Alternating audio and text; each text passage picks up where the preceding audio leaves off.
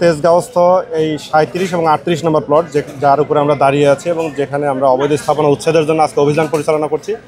এটি গ্যামন বাংলাদেশকে মন্ত্রণালয়ের পক্ষ থেকে লিজ দেওয়া হয়েছিল এবং পরবর্তীতে তাদের অ্যাক্টিভিটিস না থাকায় আপনারা জানেন যে এইখানে সরকারি কর্মকর্তাদের জন্য আবাসন নির্মাণের লক্ষ্যে আমাদের একনেকে অনুমোদিত হয় এবং তার প্রেক্ষিতে আমাদের 2024 সালে মন্ত্রণালয় থেকে তাদেরকে উচ্ছেদের জন্য নোটিশ প্রদান করা হয়।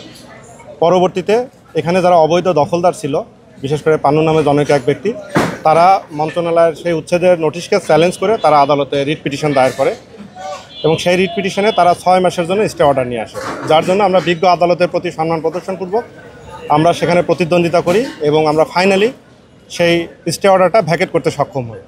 তার প্রেক্ষিতে যেহেতু এখন আর স্টে অর্ডারটি নেই, আমরা এখানে আজকে উচ্ছেদ করে এটি এখানে যে পিডি নিয়োগ করা হয়েছে এবং ঠিকাদারি প্রতিষ্ঠান আছে তারা অচিরে কাজ শুরু করবে, যার জন্যই মূলত আমাদের এই উচ্ছেদ অভিযান আমরা সকাল থেকে শুরু করেছি এবং এটা যতক্ষণ না শেষ না হয় আমরা ততক্ষণ পর্যন্ত আমাদের এই কার্যক্রম চলমান থাকবে।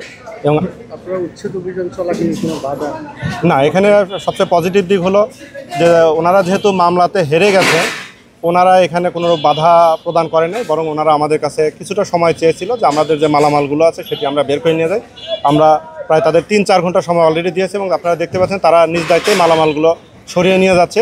এরপরে যে অবকাঠামো যেটি আছে সেটি আমরা আমাদের যে উচ্ছেদ সরঞ্জাম আছে আমরা তার মাধ্যমে আমরা এটা উচ্ছেদ করব। আরেকটু প্রশ্ন, ওনারা আসলে আমাদেরকে যেটা জানিয়েছেন, ওনারা বলছেন নাকি ওনাদেরকে কোনো সরকারের কানেকশন না দেওয়াতে তাদের এখনও পর্যন্ত তারা যে সময়সীমা নিচ্ছে তাদের না, এটা ওনারা আপনাদেরকে হয়তো ভুল তথ্য দিয়েছে। এটি আমরা আমাদের অ্যাটর্নি জেনারেল কার্যালয় থেকে আমরা এই আদেশটি মামলাটি যে ভ্যাকেট হয়েছে, স্টে অর্ডারটি যে ভ্যাকেট হয়েছে সেই সমস্ত তথ্য উপাত্ত আমরা নিয়ে এখানে এসেছি।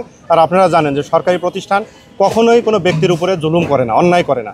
আমরা আমাদের আইনগত যে প্রক্রিয়া সেটা শতভাগ অনুসরণ করে এখানে এসেছি এবং তাদের যদি সেই যেটি আপনাদেরকে বলেছে সত্যি যদি তাদের অভিযোগটি সঠিক হতো তাহলে কিন্তু তারা এখানে প্রতিবন্ধকতার চেষ্টা করতো কিংবা এই উচ্ছেদ কাজ তারা করতে দিত না, কিন্তু তারা কিন্তু শুরু থেকে আমাদেরকে সহযোগিতা করছে। অর্থাৎ এই মেসেজটি তারাও বুঝতে সক্ষম হয়েছে যে সরকারি কাজে বাধা দিয়ে মানে বেআইনিভাবে বাধা দেওয়ার কোনো সুযোগ নেই, যার জন্য কিন্তু তারা সকলে মিলে আমাদেরকে সহযোগিতা করছে উচ্ছেদ কার্যক্রমে। আপনার নামটা একটু? যে আমার নাম মোহাম্মদ লিটন সরকার, আমি রাজুকের উপপরিচালক এবং এক্সিকিউটিভ ম্যাজিস্ট্রেট।